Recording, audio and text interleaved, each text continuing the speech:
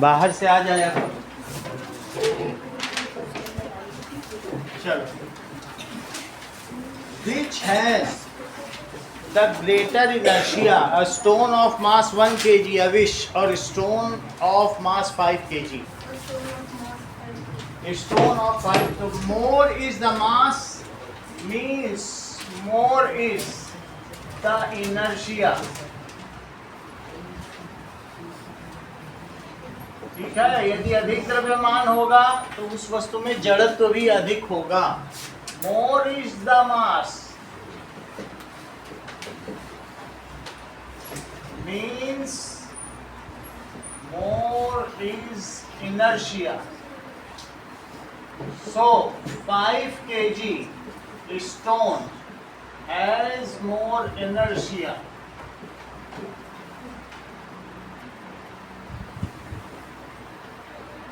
उसको फेंकने में भी ज्यादा ताकत लगेगी, फोर्स लगेगा, क्योंकि उसका इनर्शिया ऑफ रेस्ट रेजिस्ट करेगा। और अगर तुम उसे रोकना चाहोगे तो उसका इनर्शिया ऑफ मोशन रेजिस्ट करेगा। रोकना भी मुश्किल, फेंकना भी मुश्किल, क्योंकि एक में इनर्शिया ऑफ रेस्ट एक्टिवेटेड है और एक में इनर्शिया ऑफ मोशन। अगला सवाल देखिए जिगिशा क्या कह रहा है। ठीक है, so question number 2, why does a gun recoil? बोलो। As per Newton's third law of motion, every action has an equal and Correct, it is so correct. For every action, मान लीजिए कोई राइफल है तो उसमें क्या होता है, या पिस्टल है तो उसमें से जब राउंड फेंका जाता है तो इसको आप एक्शन कह सकते हो। वैसे तो एक्शन रिएक्शन किसी को भी कहा जा सकता है, उससे क्या कहा जा सकता है, रिएक्शन। इस रिएक्शन को ही रिक्वाइल कहते हैं। As per Newton's third law of motion,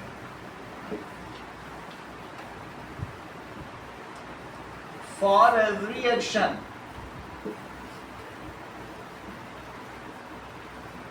there is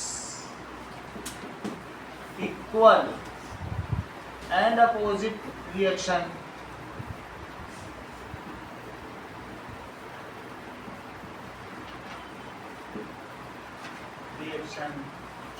ठीक है, object is purely free from external force, उस पर कोई बाहरी बल ना लग रहा, इंटरनल फोर्सेस हो। तो ये तो एक केमिकल था जिसकी वजह से फायर कर गया, कोई बाहर से तो फोर्स लग नहीं रहा था। So as bullet moves ahead, जो बुलेट है moves ahead,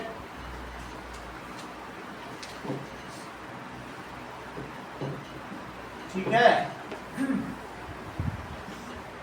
gun requires back. Requires का मतलब है मूव्स बैक। इतना ही लिखना है, अगला देखिए। Aarish, what is the condition for conservation of momentum? मान लीजिए कंडीशन क्या है कंजर्वेशन ऑफ मोमेंटम, किसी भी चीज का मोमेंटम कब कंजर्व रहेगा। मान लीजिए कि अगर हमारे पास एक बॉल आगे चल रही है और ये मान लीजिए 200 ग्राम की कोई भारी बॉल है और ये 10 मीटर पर सेकंड से चल रही है। अच्छा, इसका मोमेंटम कितना है बताओ, मतलब पी की क्या वैल्यू ये बता दीजिए आप, सिर्फ मुझे वैल्यू बता दीजिए, मैं आगे आपको कंजर्वेशन ऑफ मोमेंटम सिखा दूंगा। करेक्ट, जैसा कि इन्होंने बताया कि 0.2 kg इसका मास रख दिया स्टैंडर्ड में और 10 मीटर पर सेकंड कर दिया, तो that is 2 kg metre per second. ये तो इसका मोमेंटम है। अब ये जा रही है, मान लो इसको कुछ नहीं लग रहा, इंटरस्टेलर स्पेस में जा रही, ग्रेविटी तो अलग चीज होगी, लेकिन आगे जाते समय इसी बॉल के 2 टुकड़े हो गए, एक ऐसा टुकड़ा हो गया और एक ऐसा टुकड़ा हो गया, तो फिर ये दोनों टुकड़े आगे बढ़ने लगे। तो बोलो इसका मोमेंटम ज्यादा होगा कि इसका मोमेंटम ज्यादा होगा। ऐसे बॉल होती कमजोर होती टूट जाती, मारा और पता चला 2 टुकड़े हो गए, तो किसका ज्यादा हो? मोहजीत, करेक्ट। यही चीज, ये इन्होंने जो भी चीज बोली, यही संवेग संरक्षण का सिद्धांत है।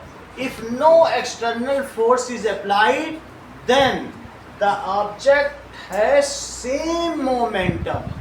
बहुत बड़ी बात बोली इन्होंने, दैट इज, ये हो चाहे टूटने के बाद, या यहाँ पर हो, यहाँ पर भी अभी आपको सिखा देंगे। तो इफ नो एक्सटर्नल फोर्स, यहाँ कोई फोर्स तो लग नहीं रहा, बॉल अपने आप जा रही है, तो जो पी आई होगा, इट इज, इन्होंने फिजिसिस्ट के आधार पर चीजें बताई हैं, जो भौतिक शास्त्री होता है, कि जो पी आई है वही पी एफ होगा। ठीक है, तो what is conservation of momentum? If no external force is applied, किसी भी चीज पर अगर फोर्स ना लगा हो बाहर से, तो जो उसका मोमेंटम है वही रहेगा, चाहे टूट जाए, फूट जाए, बम के 4 टुकड़े हो जाए। 3 टुकड़े मालूम है कहाँ गिरे, चौथा पता लगा लोगे, इसी नियम के अनुसार पता चल जाता है। ठीक है, तो क्या कहा जाए बताइए? कंडीशन पूछी गई है, तो क्या कंडीशन है? Yes, it is the condition. If no external force is applied, then total initial momentum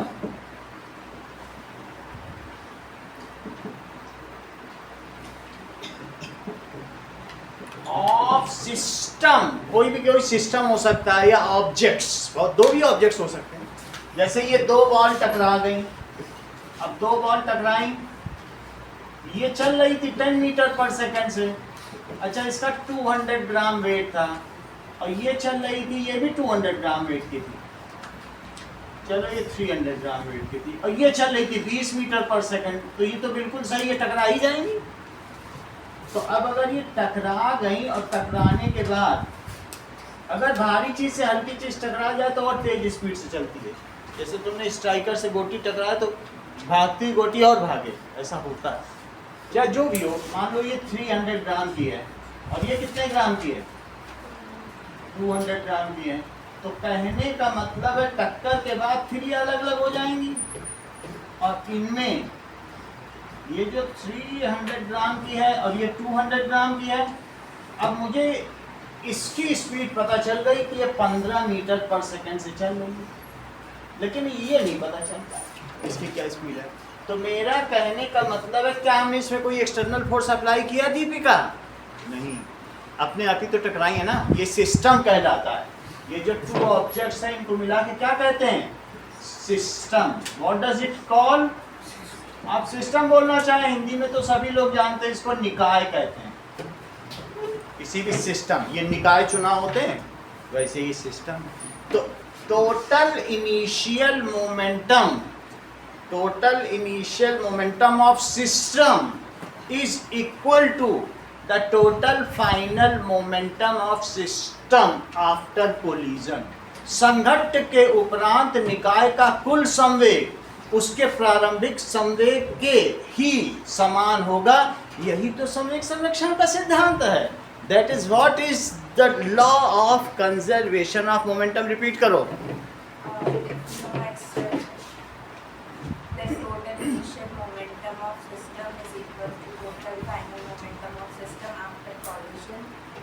बिल्कुल सही कहा। अगर इतना जानती हो तो निकाल लो उसकी वेलोसिटी, फिर देखती क्या हो, निकालो।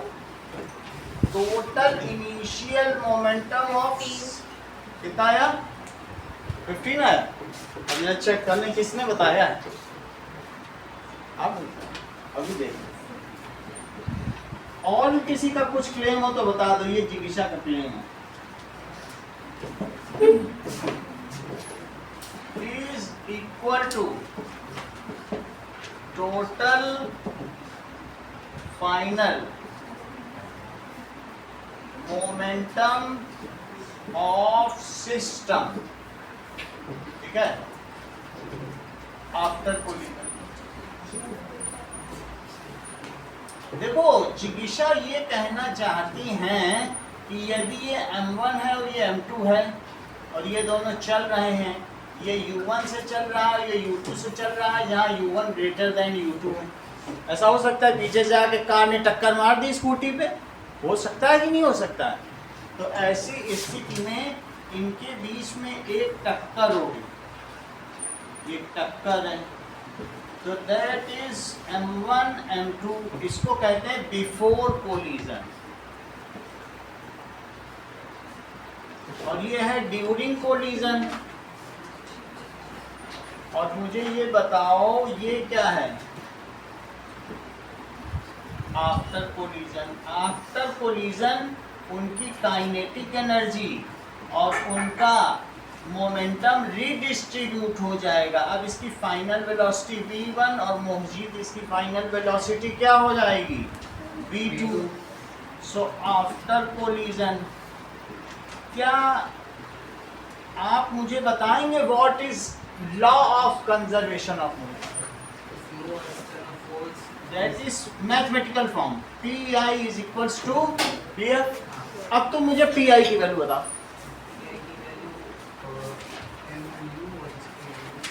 बहुत अच्छा, इट इज सो इंटेलिजेंट। ये समझो पहले लॉरेट हुए हमारे यहाँ के, इन्होंने तुरंत Pi में सबको जोड़ दिया, M1 U1 plus M2 U2, total इन्होंने निकाल के रख दिया, यहीं से पढ़ा यहीं लगा दिया। अब कि नहीं भाई, इसका इनिशियल मोमेंटम क्या है, इसका जोड़ लो, और सब एक ही तरफ है, कोई काट उल्टे हो तो काट भी दो, माइनस लगा के प्लस लगा के, ये तो एक ही तरफ जा रहा है कि नहीं? तो इनिशियल कितना है बोलो? अब तुम्ही से पूछा जाएगा, ये मुझे बताओ इसका फाइनल कितना है?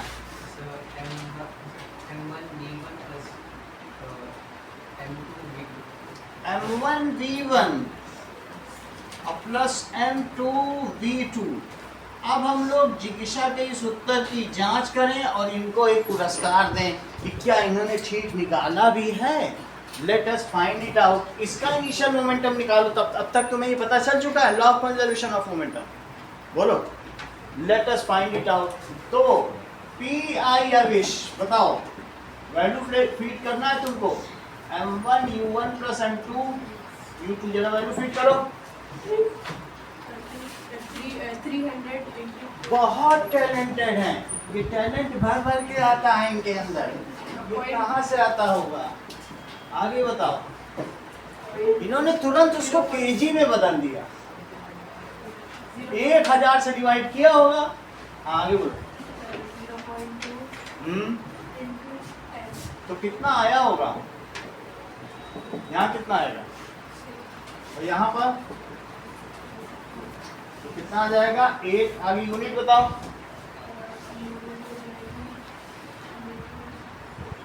और केजी कौन लगाएगा?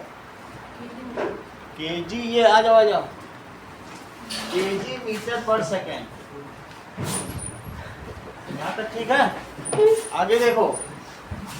अब पीएफ बताओ जिज्ञासा, that is M1 V1 plus M2 V2।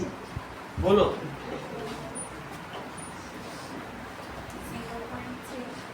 0.3 into 20 अपने मन से क्यों बोल रहे? इसको V बोलो ना, V1 अपने मन से क्यों बोल रहे? V1 plus 0.2 into 15। क्योंकि बात का है ना, ये संघट्ट के उपरांत है, आफ्टर कोलिजन, वो संघट्ट से पूर्व है। तो कितना हो जाएगा बोलो? 0.3 V1 और यहाँ से कितना आ जाएगा? 3 आ जाएगा। अब तुम इसके बाद दीपिका क्या लिखोगी? By law of conservation of momentum, law of conservation of charge भी तुमने पढ़ लिया है, law of conservation of mass भी पढ़ लिया है, और आज आप पढ़ रहे हैं law of conservation of momentum. तो Pi इज इक्वल टू किसके इक्वल हो गया? Pf वहाँ कितना है? Pi कितना है? 8। और राइट में क्या लिखा जाएगा? V1 प्लस 3, 8 माइनस 3 करो तो 0.3 V1, तो 5 इज इक्वल टू 0.3 V1। तो मुझे बताओ 5/3 0.3 दैट इज V1 तो that is 550/3, it is V1। इसी तरीके से जिज्ञासा ने इसे आसानी से निकाल लिया होगा। तो अभी कितनी वैल्यू आई होगी? दैट इज फिर भी काफ़ी मिलती जुलती है, आप ये देख लो, इतना एग्जैक्ट कर रही है ये। तो 3 से हम कर लें 16.6 मीटर पर सेकंड। बोलो, बात तुमको समझ में आ गई? मेरे कहने का मतलब है कि जब जिज्ञासा ने इतना किया है तो इनको एक और चांस दे देना चाहिए कि मान लीजिए ये पिस्टल है और पिस्टल से एक गोली निकली है, 20 ग्राम की गोली है,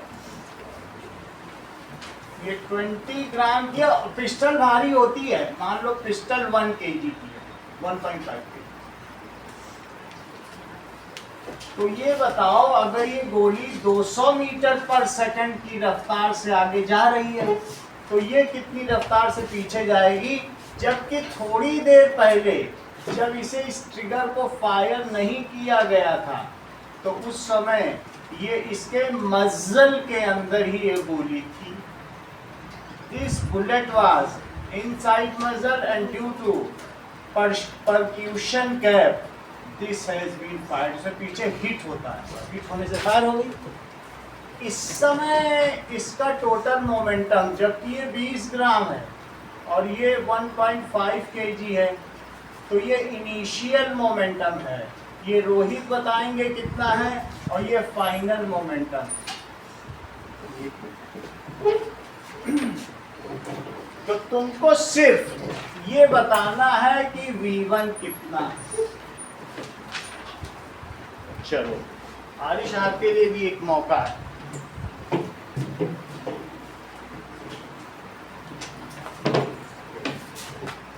तो मोमेंटम तुमको समझ में आ गया, PI = PR, किसी भी लगाना है।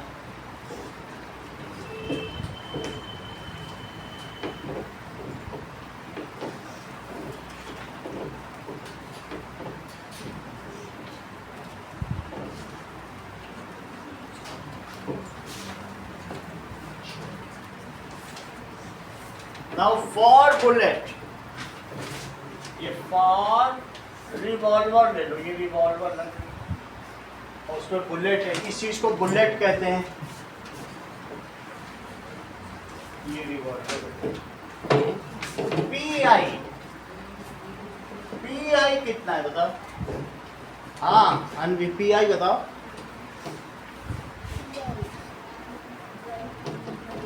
M1 V1 क्या बोल रही है? और M2 U2 ये कितना है? 1.5 kg। और U कितना है? 0 को रिवॉल्वर रेस्ट पर है। M2 कितना है? 20 ग्राम को, देखो 20 ग्राम को तुमको बदलना पड़ेगा। कैसे बदलोगे? यूनिट फैक्टर मेथड से। 0 से 0 कटा तो केजी बदल गया कि नहीं? 0.02 into 0। किसी का क्लेम हो तो आंसर बता दो, उसको इनाम है। आ गया हो तो अभी बता दो, ठीक है? Don't hold your breath, just tell the answer. Correct. ये तेज, ठीक है। अब हम देखेंगे आफ्टर फायरिंग। ये चीज कब बताई थी? Before firing. और अब कैसा है? बिफोर 26.6। देखो ये बहुत अच्छा बता दिया है, इन्होंने बोल दिया 26.6 आया। ये आंसर अनवी का है। अब किसी का और हो तो बता देना। -2.6। 2.6 अब 2 बार नहीं बता सकते। दैट इज अनुष्का का आंसर है। चलो, अब हम देखते हैं after firing. That is PF कितना है? M1 V1 plus M2 V2। तो 1.5 ही है, V1 का पता नहीं और वो 20 ग्राम की चीज है, तो दैट इज 0.02 और स्पीड से क्या चल रही है 200, तो 1.5 V1 प्लस इसका मल्टीप्लाई करो नवदीप, कितना आएगा 4 आ जाएगा, क्योंकि 400 आएगा 2 डिजिट पहले डेसिमल लगा देना और यहाँ लिखना as per law of conservation of momentum. अच्छा, यहाँ पर V पॉजिटिव आया, इससे तुम्हें क्या पता चला रोहित? इसका मतलब है कि ट्रक टक्कर, कार को टक्कर मारने पर भी उसी दिशा में चल रही है, और निगेटिव आया होता तब क्या समझते? टक्कर मार के उल्टा चल रही, चक्कर यहाँ क्या आ रहा? तो that is P I, it is equal to P F. Digvijay तुम लेट आए हो, जरा वैल्यू प्लेस करो। हाँ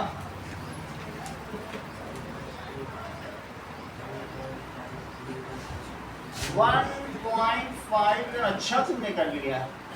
4 को इधर ले जाओ तो क्या होगा 0 माइनस 4, तो -4 upon 1.5 it is equal to V1। अब अनवी और अनुष्का में जोरदार टक्कर है, देखते हैं किसकी सच्चाई आगे आती है। 40/15 V1, that is 5 8 या 14, that is -2.6 मीटर पर second.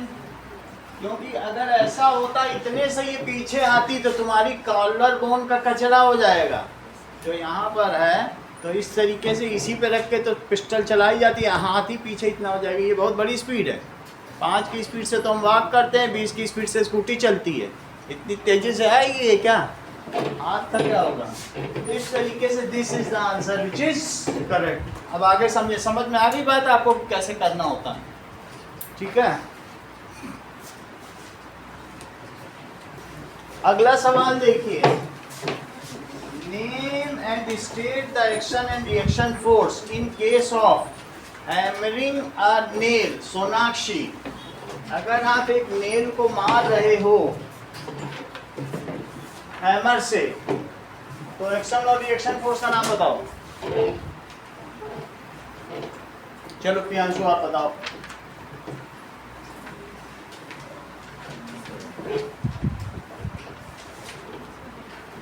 Navdeep,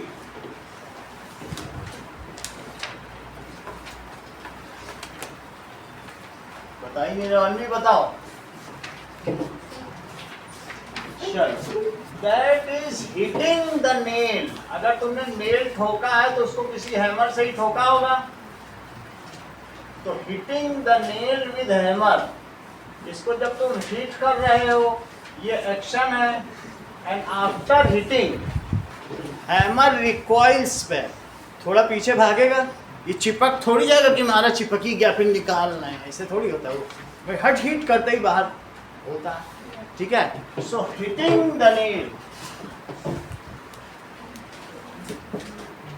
hitting the nail with hammer is action force, while recoiling यानी moving back of hammer after hit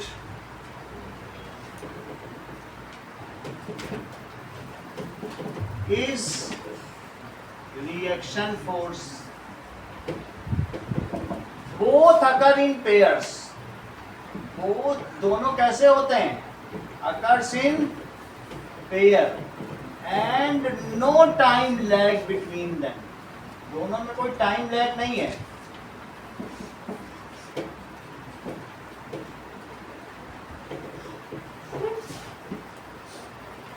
ठीक है। So anyone can be considered as action and anyone can be considered as reaction. अगर हम किसी को मुक्का मारते हैं तो हो सकता है हमारे ही हाथ पे चोट लग जाए, तो वो एक्शन हो, उस पर रिएक्शन हो। वो कहते हैं ये सब क्या झाड़ रहे हो तुम पे काम में, ऐसे भी कर सकते। तो anything can be action, anything can be reaction. तो ये क्लियरिफाई कर लो कि कोई इसमें ये नहीं है कि एक्शन यही है। तो वो लगा इन पेयर है और इनके बीच में कोई लैग नहीं है। ये पिक्चर वाली स्टोरी नहीं है कि जहाँ हीरो कहता है तुमने मुझ पर एक्शन किया, अब इसका 1.5 घंटे बाद बोलता है अब इसका रिएक्शन हो। 1.5 घंटे बाद रिएक्शन नहीं होता है, वो मूवी में होता है। फिजिक्स में एक्शन रिएक्शन तुरंत होता है। सो एनीथिंग, एक होता है प्रोटोगनिस्ट, एक होता है एंटीगोनिस्ट। प्रोटोगनिस्ट वो होता है जिसको सारे दर्शक प्यार करते हैं जैसे शाहरुख खान, और एंटीगोनिस्ट वो होता है कि अमरीश पुरी आ जाएगा पीछे से, अब मैं इसको काम नहीं करने दूँ। एंटीगोनिस्ट का मतलब है वो हर एक चीज़ में बाधा डाले, तो उनके बीच में एक्शन रिएक्शन होता है, लेकिन क्या वो उसी समय होता है? वो 3 घंटे की पिक्चर के लास्ट में होता है। और बात समझे, here it is not so. So इसलिए as there is no time lag, so action and reaction forces, क्या ये दोनों सेम बॉडी पर होते हैं? अब इसकी अलग अलग बॉडी पर, अलग अलग सेम पे होते तो कैंसिल हो जाते। Both have turn different body. इस पर एक्शन हुआ तो उस पर रिएक्शन हुआ। एक पर होगा तो और इक्वल और अपोजिट सब खत्म ही हो जाएगा, फिर कोई कहीं जाएगा ही नहीं। Both act. आपका आंसर यहाँ खत्म हो गया, इसके आगे तो मैं सिर्फ सिखा ही रहा हूँ, यही तक हो गया आंसर आपका। सही है। Both act on different bodies and any of them can be termed as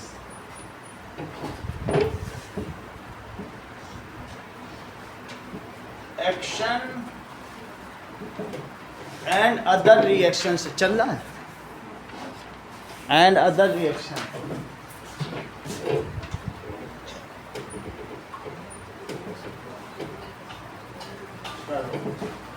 इतनी बात है, सारा नोट करना। अगला देखो। Now, why are we hurt more during a fall on concrete structure than on a sandy track? Sanjana, मान लो तुम बालू पे गिरो बीच पे, और ये कहा कि पहाड़ों पे चढ़ रही हो, ट्रैकिंग पे खूब पत्थर है, रॉकी स्टोन्स, उस पे गिरो, तो तुम्हें चोट ज़्यादा किस में लगेगी? बीच पे गिरने पे ज़्यादा चोट लगेगी कि पत्थरों पर? तो बताओ क्यों ऐसा हो? बताइए।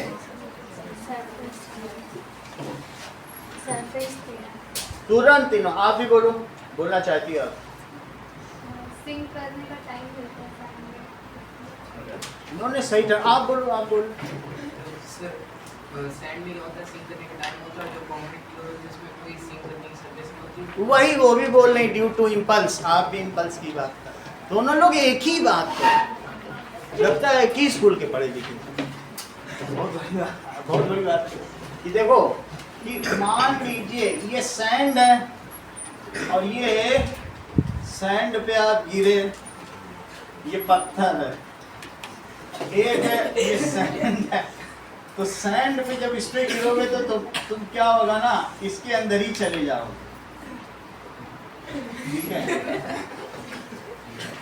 तो सैंड में तुमको अंदर चले जाओगे, जबकि यहाँ पर ऐसे गिर जाओगे, ये चीज होगी। अब जरा आगे देखो, ये चीज। तो कहने का मतलब है कि फोर्स क्या होता है? दैट इज, चेक करो, second law of motion. Force क्या होता है? That is rate of change of momentum is called force. क्या होता है बताइए? P final minus P initial और अपॉन टाइम। MA ही है, ये मैं MA की बात कर रहा हूँ। F is equals to MA। तो MA क्या होता है बताओ जरा मुझे?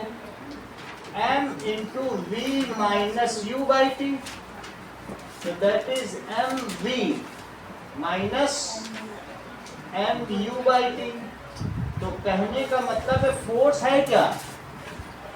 Final momentum minus initial momentum upon time. सही है?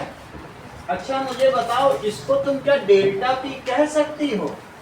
Change in momentum. डेल्टा का मतलब क्या होता है? अब उधर क्या लिखोगी? F into T. तुम जब गिरोगे तो तुम्हारा मोमेंटम, तुम्हारी कुछ स्पीड है वो जीरो हो जाएगी। अच्छा यहाँ भी गिरोगे तो जीरो हो ही जाएगी ना। In both the cases when we fall ultimately our speed becomes, but here it becomes in a very short time. सही है। मान लो तुम गिर रहे हो, ग्रेविटी तुमको गिरा रही है, तुम 40 किलो के हो और ग्रेविटी तुमको गिरा रही है, तुम 2 मीटर पर सेकंड की स्पीड से गिर रहे हो। और ये जो चीज है ये पत्थर है, दैट इज स्टोन, इसने तुमको 0.1 सेकंड में ही रोक लिया। कैसे कर लिया? रोक लिया। और इसमें तुम अंदर धंसते गए धीरे धीरे, 2 सेकंड में हो तुम 40 किलो की, और जब तुमने गिरना शुरू किया तो तुमने 2 मीटर पर सेकंड से गिरा। सही है। अब मुझे बताओ तुम्हारा चेंज इन मोमेंटम कितना हुआ? 40 किलो के थे और इनिशियल मोमेंटम कितना था बताओ? ये देखो, चेंज इन मोमेंटम निकालो। चेंज इन मोमेंटम, सही है। तो फाइनल मोमेंटम और माइनस फाइनली, तो तुम जीरो पे आ गए, रुक ही गए होगे। लेकिन इनिशियल कितने पे थे वहां देखो, 40 इंटू 2, तो वास्तव में 0 माइनस 80, तो minus 80 KG metre per second inversely. सही है। ये है केस स्टोन का। ये किसका एक केस है बोलो? अब मोजीत आप पर प्रकाश डालेंगे कि बोलो सैंड में चेंज इन मोमेंटम ज्यादा है कि यहाँ? बोलो, दोनों में इक्वल है? अजीब बात करते हैं। सैंड में देखो, P final minus P initial, तो शुरू में तुम फाइनल कितना 0 और इनिशियल कितना था 40 इंटू 2, क्योंकि इसी स्पीड से तुम गिर रहे थे। तो दोनों में चेंज इन मोमेंटम कितना हुआ? Delta P। बोलो 0 माइनस 80, अरे इनकी बात तो सच निकली, that is KG metre per second, दोनों में सेम है। अच्छा अब मुझे बताओ, अगर चेंज इन मोमेंटम दोनों में ही सेम है, कितना है बताओ? माइनस 80 है, हमें ज़्यादा लेना देना नहीं है, हम मैग्नीट्यूड ही रख दें। कितना है बताइए? माइनस 80 है, वी कीप हियर मैग्नीट्यूड रखते हैं। और या फोर्स भी लगा सकते हैं, तो वो निगेटिव में फोर्स आ जाएगा, भाई इसने फोर्स लगाया होगा तभी रुका होगा। और टाइम तुम्हारा कितना छोटा है बताओ, कितना है? 0.1 सेकेंड। तो फोर्स कितना हो जाएगा? 80 बाई 0.1, तो फोर्स कितना हो गया बोलो? 800 न्यूटन का तुम पे फोर्स लगाओ। मान लो एक बाल्टी पानी होती है, एक बाल्टी पानी 20 लीटर की होती है, तो mg कितना लगता है बताओ उस पर wait?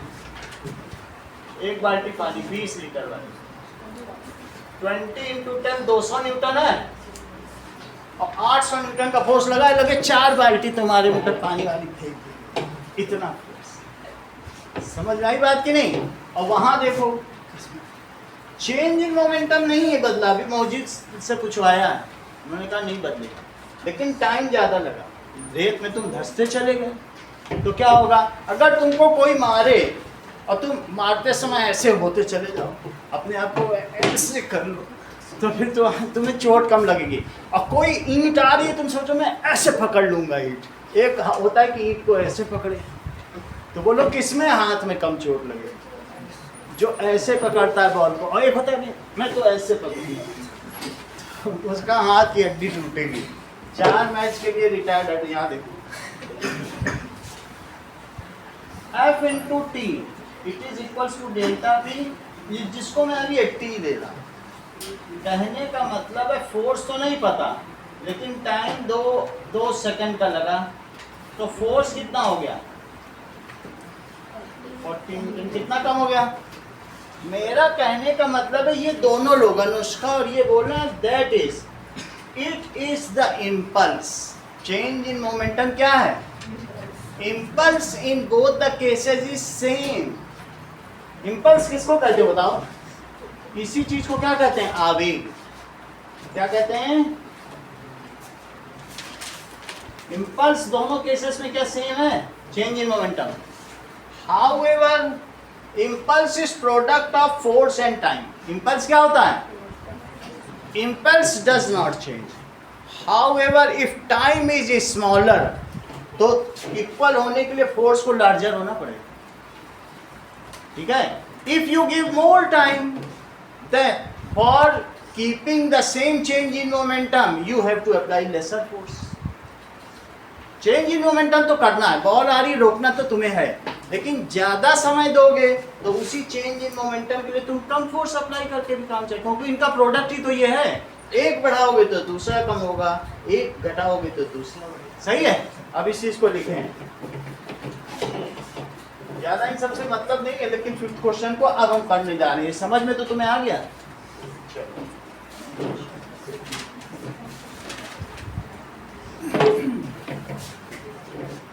That is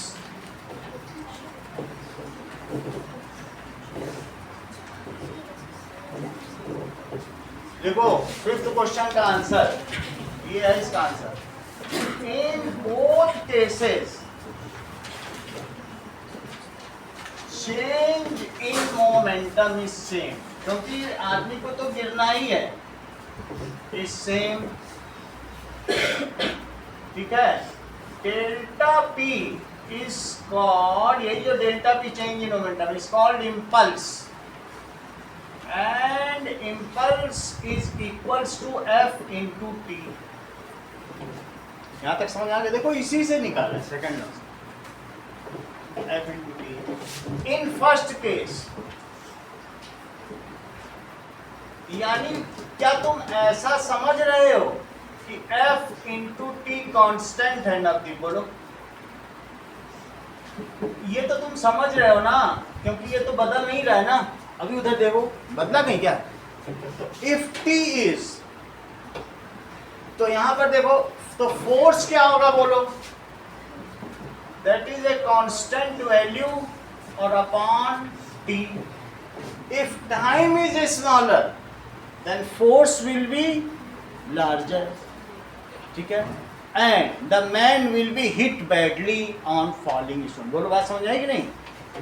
If in case 1 t is smaller, जब डिनोमिनेटर छोटा होगा तो वो चीज बड़ी होगी। बहुत छोटा कर लो, डेसिमल में रख के देख लो, यहाँ देख लेना, बहुत बड़ी होगी। So f is larger, so impact on body is more, so person hit badly on body। Force is inversely proportional to time for same rate of change, for same change in moment। Rate तो नहीं लगा सकते, rate तो इसके साथ। ठीक है? so if time is less, impulse word तुम कहीं भी डाल दोगे तो टीचर तुम्हारा सही कर देगा, वो खुश हो जाएगा, क्योंकि ये क्वेश्चन इम्पल्स का ही है। तुम्हारी बुक में एक व्यक्ति ऐसे हाथ से क्या पीछे खींच रहा है ना, वो कॉन्सेप्ट ही इम्पल्स का है, तो वो पूछना ही इम्पल्स पे ही चाहिए। अच्छा, दूसरे केस में क्या होगा? Now in case 2 t is more, और तुमको ये मालूम है कि यहाँ पर जो f है वो इनवर्सली प्रोपोर्शनल टू t है, सो f is less, so impact is less. अब ये तो फिफ्थ क्वेश्चन है, ये 2 नंबर का इतना लिख देना ठीक रहेगा, 2 नंबर में कितना लिख सकते। सिक्स्थ क्वेश्चन देखो, why it is dangerous to jump out of a moving bus. तो जब एक बस मूव कर रही है और वो करीब 40 या 50 की स्पीड से चल रही है, और तुमने यहाँ पर पीछे से छलांग लगा दी,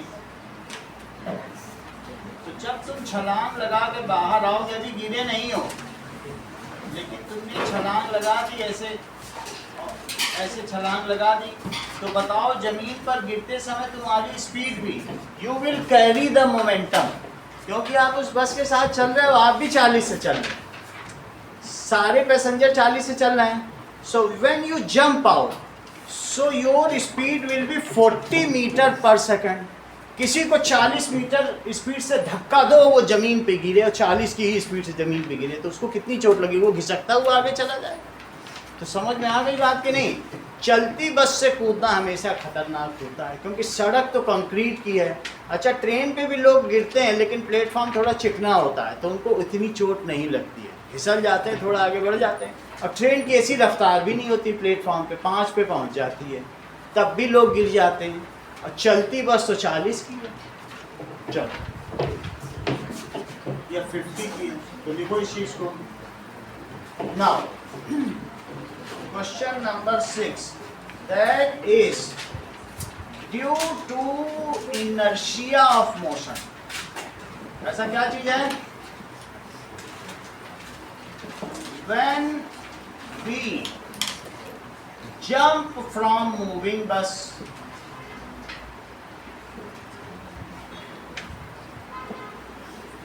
our body keep on moving, क्योंकि इनर्शिया ऑफ मोशन है ना, बस चल रही है तो तुम्हारे पास भी इनर्शिया है. कीप ऑन मूविंग, हम मूव करते जाएंगे, और फिर उसके बाद जमीन पर हम ड्रैग करते हुए दूर चले जाएंगे, फिसलते हुए. ये देखो, आप ऐसा नहीं कि सिर्फ कूदोगे, आप आगे घिसकते चले जाओगे. तो our body keep on moving due to inertia of motion, and on falling on ground,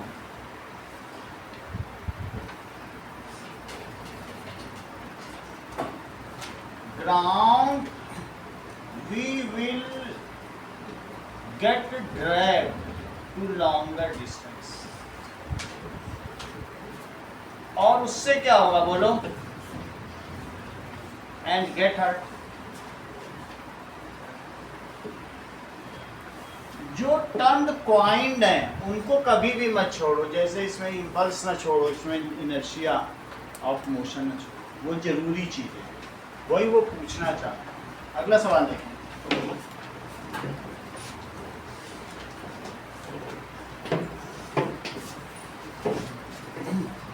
question number 7, 2 balls of same size but of different material are kept on a smooth floor on a moving train. The brakes are, एक rubber की एक iron की है. The brakes are applied suddenly to stop the train. Will the ball starts rolling? If so, then in which direction? Will they move with same speed? Give reason. मान लो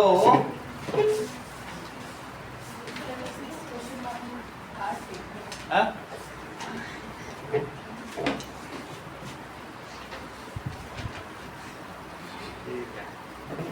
अब देखो,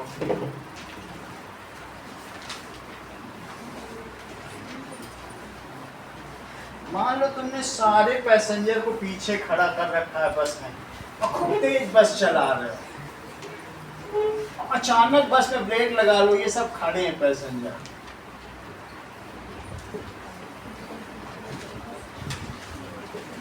ऐसे खड़े, अब तुमने ब्रेक लगा दिया बस में, तो क्या होगा बोलो? रोक दो बस, सब आके टकरा जाए, ऐसा होगा कि नहीं? तो if sudden brake is applied, क्योंकि वो इनिशियली किस में थे बोलो? इनर्शिया ऑफ मोशन में थे, और तुमने ब्रेक लगा दी, ठीक है? तो ऐसे में क्या होगा? और यहीं पे 2 बॉल पड़ी है, एक रबर की है और एक किसकी है? अलग अलग बॉल पड़ी है, रबर की है और एक आयरन की है. ये ड्राइवर बैठा है,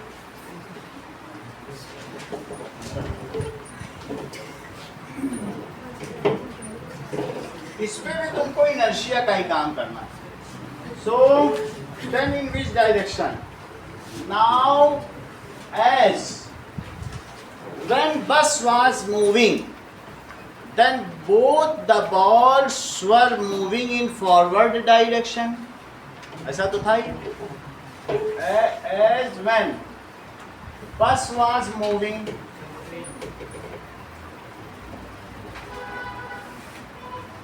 ट्रेन, ये ट्रेन बना, कोई बात नहीं, हम इस पे धुआं निकाल दे रहे हैं। ठीक है, तो इसके पीछे ये बोगी है, इसमें कोयला भरा हुआ है, कोई दिक्कत नहीं है। सही है। अब जरा देखो, as one train was moving, अब धुएं वाली ट्रेन लोकोमोटिव्स बंद हो गई है। Train was moving, both the balls were moving with same, sentence पूरा करो मोजी, with same momentum की speed, with same speed, with same motion of train. मतलब मोमेंटम की स्पीड ये पूछ रहे हैं। बहुत अच्छा, क्योंकि ये कहने जो धरती का मोमेंटम है इतने 1000 किलो की, वही हमारा भी मोमेंटम है। धरती हमसे टकरा के देखते, एक पैर मारूंगा ऑर्बिट से हट जाएगी। ये मतलब ताकत रखी है ये, ठीक है। बट लेकिन ऐसा है नहीं, क्योंकि मोमेंटम में मास भी इंक्लूड होता है। बोलो इतनी भारी भरकम ट्रेन का जो मोमेंटम होगा वो 100 ग्राम की बाल का होगा। That is with same speed, पहले सही बोला था। दैट इज, इतनी बात तुम्हें समझ में आ गई। Train is moving ahead, so both balls are moving ahead with same. अच्छा, अब बताओ, as bus suddenly stops या brakes are applied, then the train retards, brake लगाओगे तो क्या होगा, retards या slows down, but due to inertia of motion, लेकिन बॉल में तो क्या inertia of motion है, थोड़ा बहुत फ्रिक्शन उसे रोकेगा, तो धीरे धीरे रोक ही लेगा कहीं ना कहीं, लेकिन कहीं तो आगे चली जाएंगी। हम लोगों को भी रोक लेता है, हम आगे जाते हैं, बिल्कुल टकराई थोड़ी जाते हैं फ्रंट शीशे से, पैर में फ्रिक्शन है, थोड़ा आगे बढ़ के रुक तो जाते हैं ना। अवर मस्कुलर रीअसर्शन, जैसे मान लीजिए आप पकड़े खड़े हैं और उसने आगे किया तो आप आगे चले गए, फिर ऐसे करके वापस आ गए। It is due to reassertion of body. We do not get the mockery of other passenger, हम अपना मजाक बनाने से बच जाते हैं। तो वही यहाँ भी हो रहा है। तो क्या होगा, moving with same speed, when train retards, कैसे रिटार्ड्स होगा, ऑन अप्लाइंग ब्रेक। तो क्या चीज होगी बोलो, ट्रेन तो रिटार्ड होगी on applying brake. Then also, इस सेंटेंस को अभी पूरा करो। देन ऑल्सो, बॉल के बारे में सेंटेंस है। Then also both the ball moved frontward due to the inertia of motion. Then also, बिल्कुल वही सेंटेंस लिख रहा हूं जो तुमने बोला। Both the balls will keep on moving ahead, forward, in forward direction due to inertia। और भी कुछ पूछा क्या इस सवाल में? अब क्या पूछा? सर एक वो रबर की और एक आयरन की पूछने की दो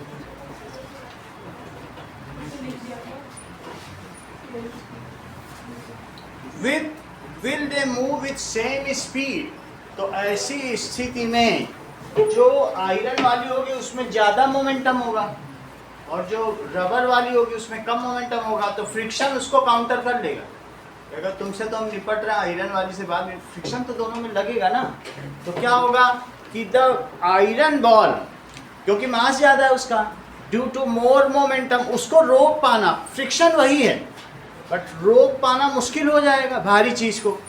और जबकि तुमको मालूम है जब तेल के टंकर या ट्रक है उसके पास नहीं आना चाहिए तुमको, क्योंकि उसका इतना ज़्यादा मोमेंटम है कि वो मोड़ ही नहीं सकता है अपने ट्रक को जल्दी। अगर वो मोड़ेगा, सडन टर्न लेगा तो वो पलट जाएगा। जितनी हल्की चीज़ है वो मोड़ लेगी, मैनूवर कर लेगी, लेकिन भारी चीज़ नहीं मोड़ सकती है। तो इसलिए बड़ी चीज़ों में कभी भी सुप्रीम कोर्ट दोषी नहीं ठहराती है। कहती ऐसा होने से यही मिसहैप हो सकता था, आप कर ही नहीं सकते थे, आपके हाथ में ही नहीं था वो, तो बचाना मुश्किल होता है। समझ में आई बात कि नहीं? तो लिखो इस चीज को, that is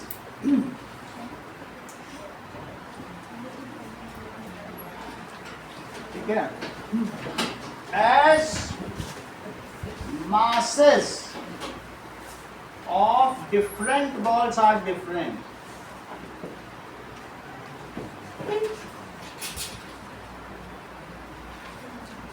so these will move with different velocity.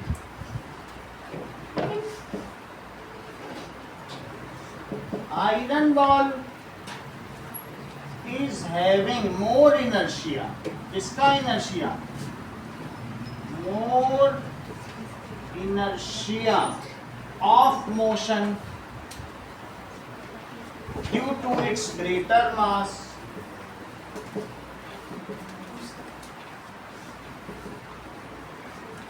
So it will move faster.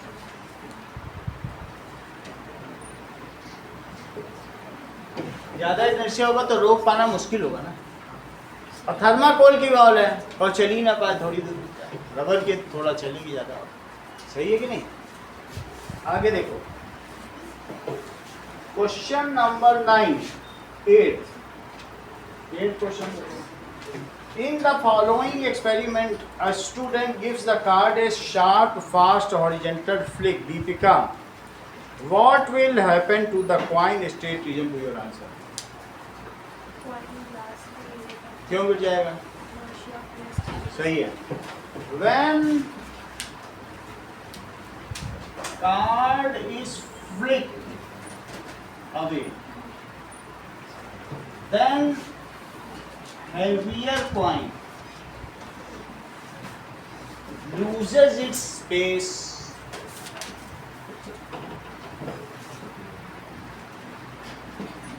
initially. Coin was at rest, so it remains at rest. वो रेस्ट पर था तो रेस्ट पे रहेगा। It remains at rest. Swastika, due to inertia of rest.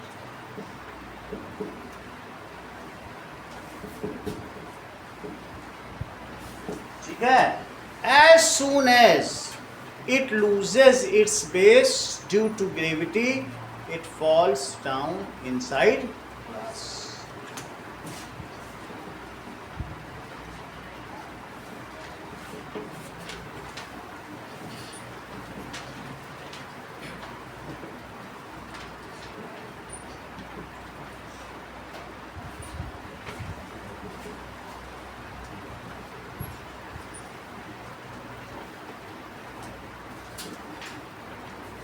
यहाँ तक की तो बात हो गई। अगला सवाल देखिए,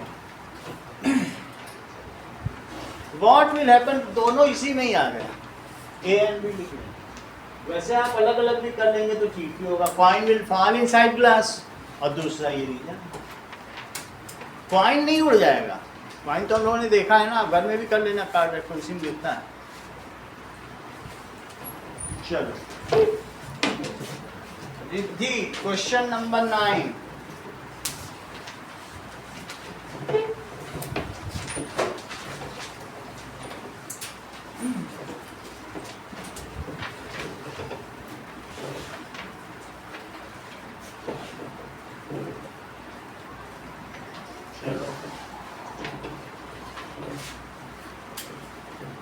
नाइन्थ क्वेश्चन क्या कह रहा है?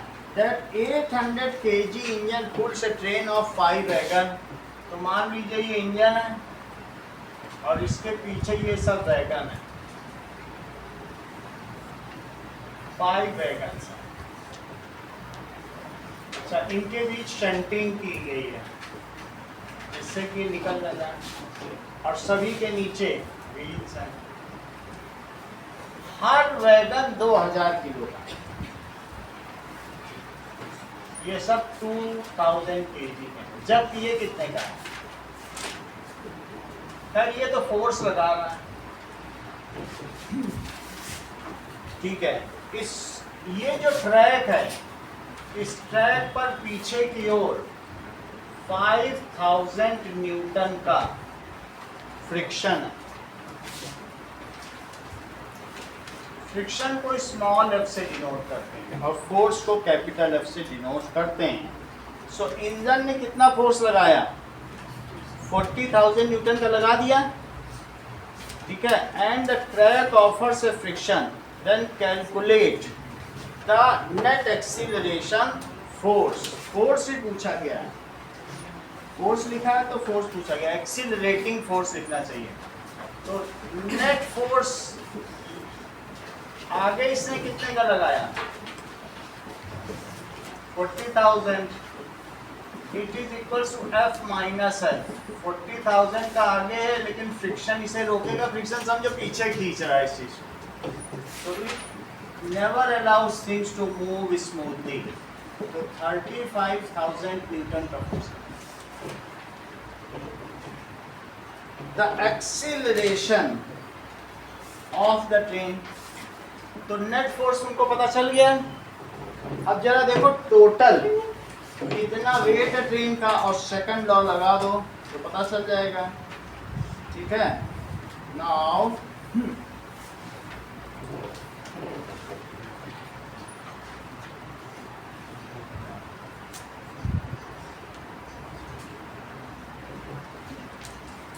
ये किस पर फोर्स लगा रहा है?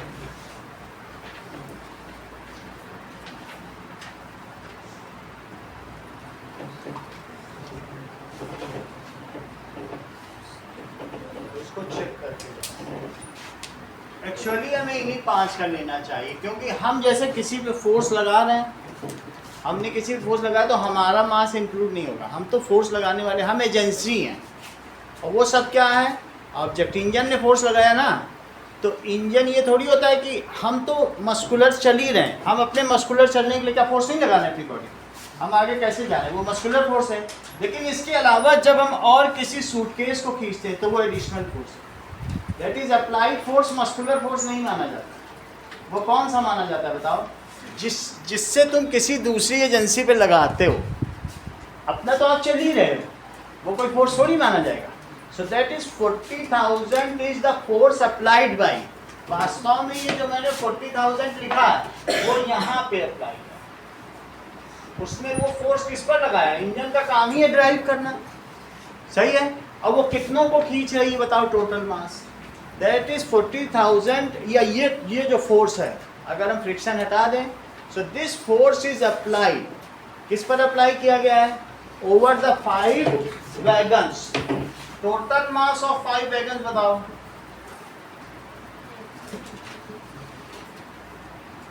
इट इज 2000 इंटू 5, 10,000 इतना केजी है।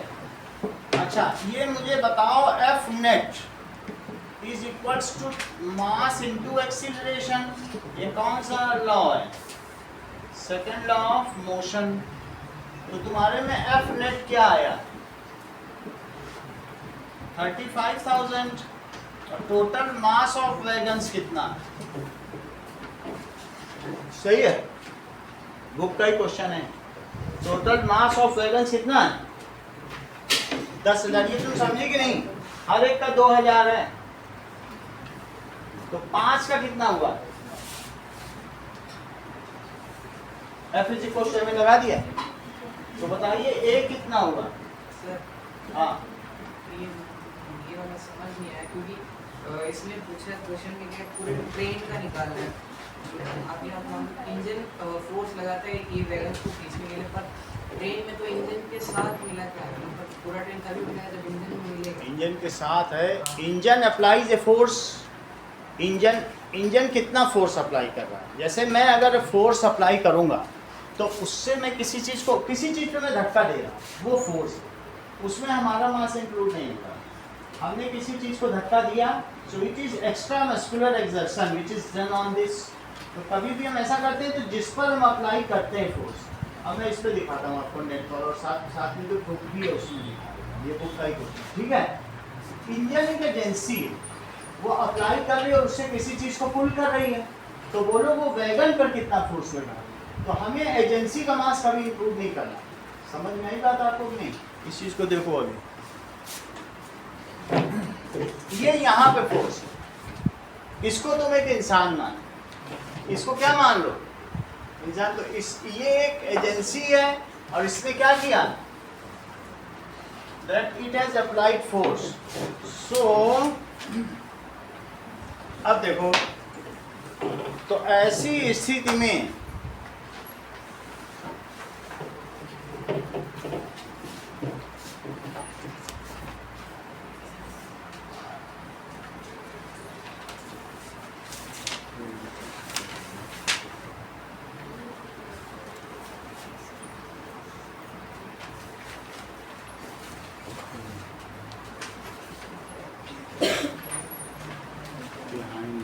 ये चीज देखो, इंजन को तुम एक एजेंसी मानो, तो वास्तव में याद है, अब इंजन को ना सही है कि नहीं, दैट इज इंजन को बुक का आंसर दिया है, उसको ठीक करा दिया जाएगा नेट पे, है 1 पॉइंट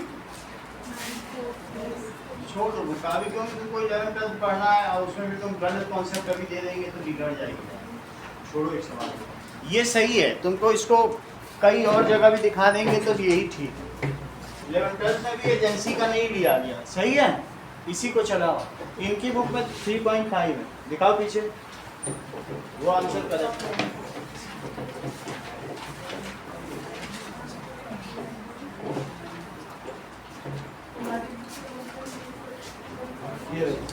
यही करेक्ट आंसर 1.9।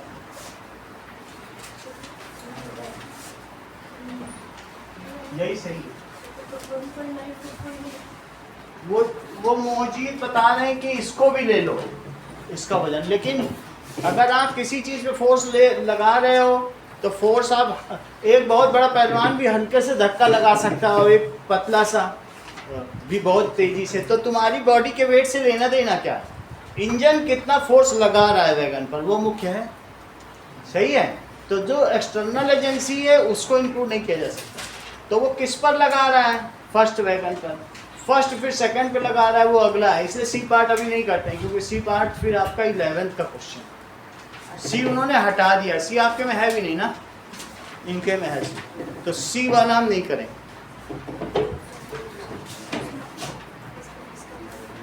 उसके लिए मुझे बहुत सारे कॉन्सेप्ट आपको बताने पड़ेंगे। चलो अगला देखो, 2 blocks of mass m1 and m2 are connected by a light spring on a horizontal surface. The two masses are pulled apart and then released. Prove that the ratio of their acceleration is inversely proportional to their masses.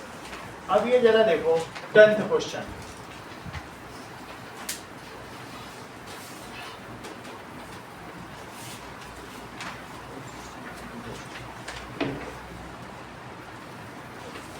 Check करो।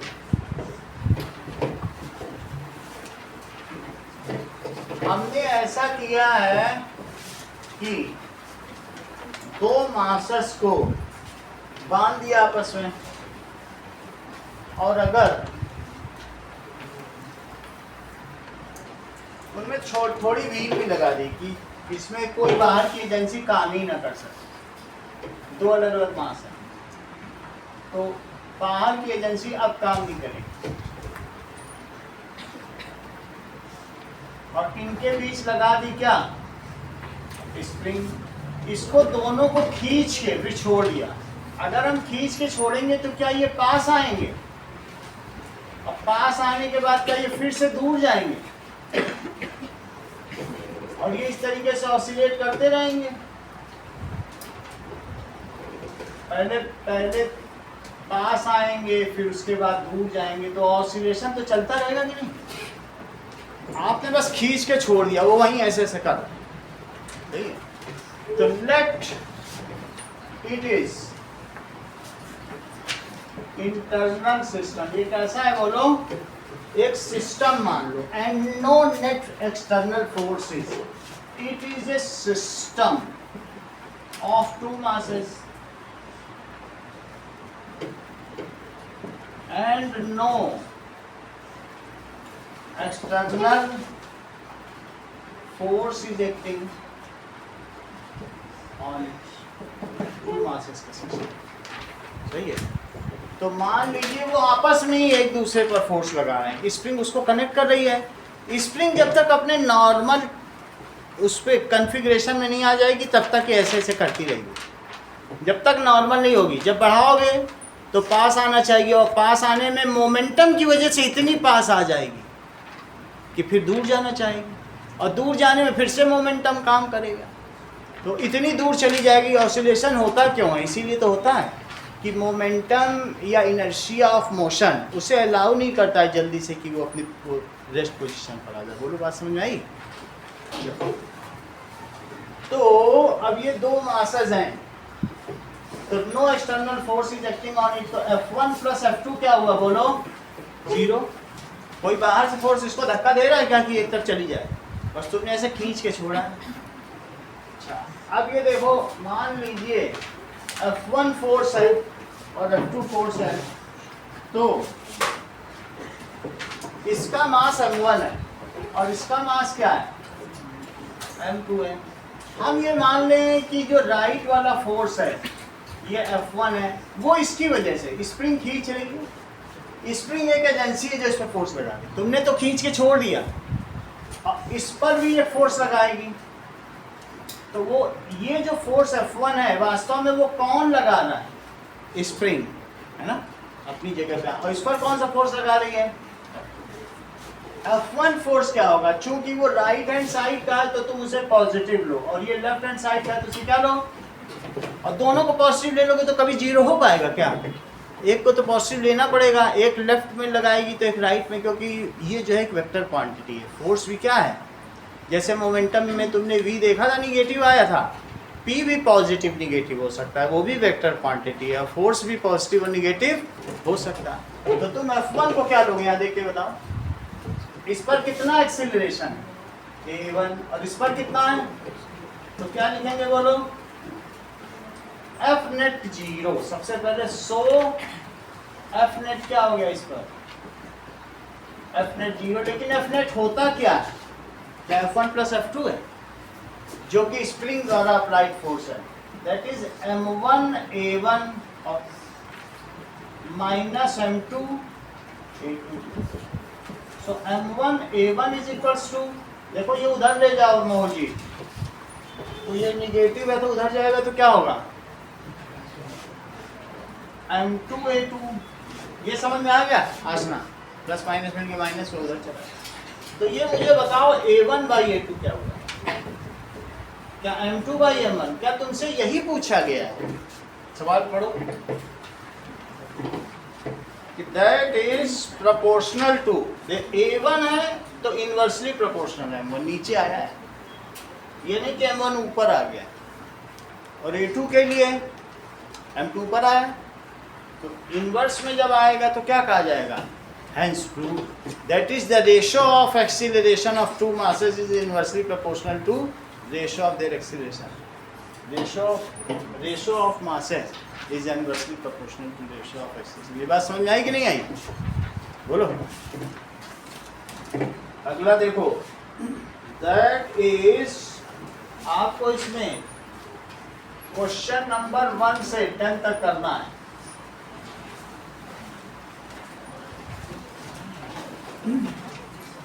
और motion chapter का ये तो तुम्हें force and laws of motion,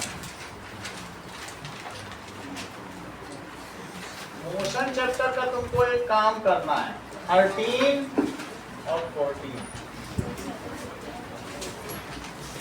इसके लिए तुमको 11:30 तक टाइम है।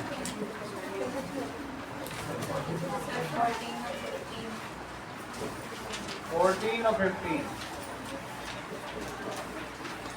ठीक है, एक ही बार बुला रहे हैं, 2 बार नहीं बुला रहे हैं आप करो, ठीक है, ये बहुत जरूरी है इसमें आपका।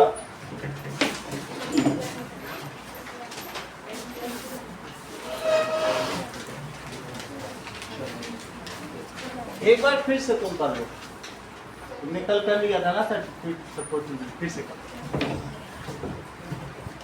कई बच्चों ने कल पूरा पेपर ही अटेंड कर दिया, पूरा ही। आशीष, दिग्विजय, सब लोग पढ़ते नहीं है, पहले ही से सब कर लिए।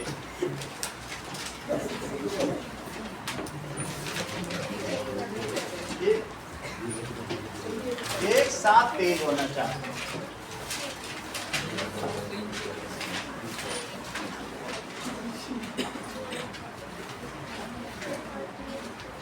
किसी के पास पेपर ना हो तो बता देना, वैसे तो सबके पास होना चाहिए।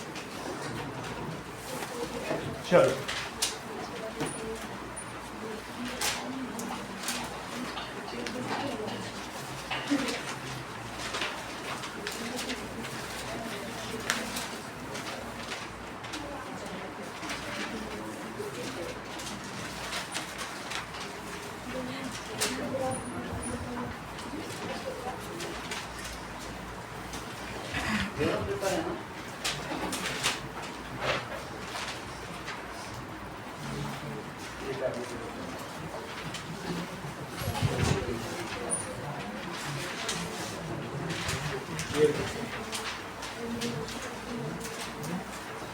एक आगे दे दो, एक और दे दो।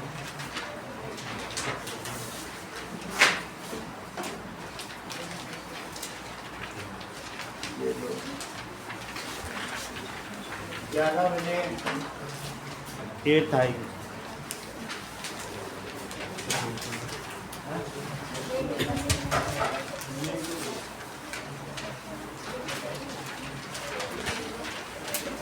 जो डबल पेपर दे रहे हैं वो जमा कर देंगे।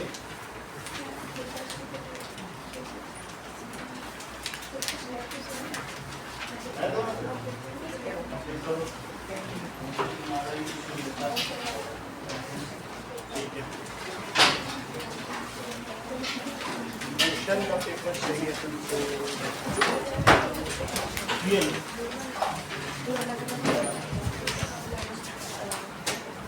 रजिस्टर सब अंदर रख लेंगे।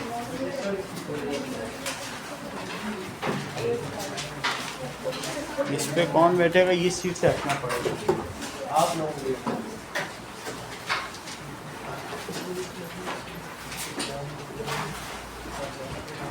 फाइनल चला लो अगर गर्मी लग रही है तो।